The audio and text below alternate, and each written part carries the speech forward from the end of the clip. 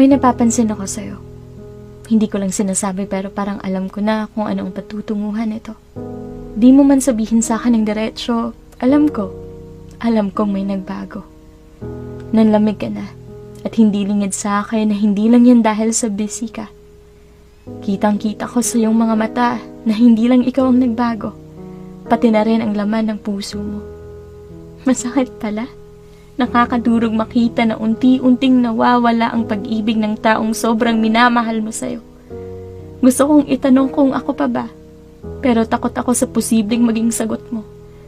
Natatakot pa rin ako kahit alam kong hindi naman na talaga ako.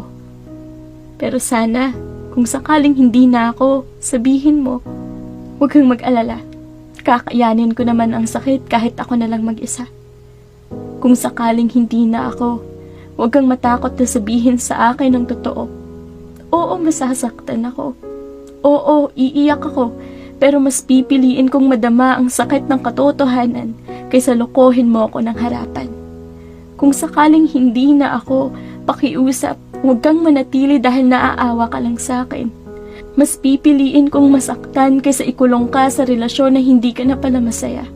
Mas pipiliin kong magpaubaya.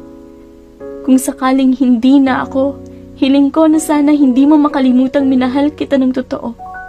At kasabay ng pagmamahal na yon ay ang paulit-ulit kong pagpili sa mga bagay na ikaliligaya mo.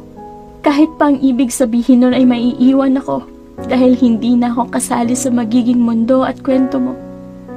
Mahal na mahal kita. At dahil sa pagmamahal kong ito, hindi na ako magmamakaawang manatili ka pa. Hindi na kita pipiliting manatili kung ang talagang hiling mo ay ang maging malaya. Kaya kung sakaling hindi na ako, kung di na pangalan ko ang nakaukit dyan sa puso mo, magsabi ka. Kahit mahirap, tatanggapin ko. Mahal kita kaya mas pipiliin kong sumuko. Para maging malaya ka, para maging masaya ka. Gustuhin man natin o sa hindi, kakambal ng pagmamahal ang pagpapalaya.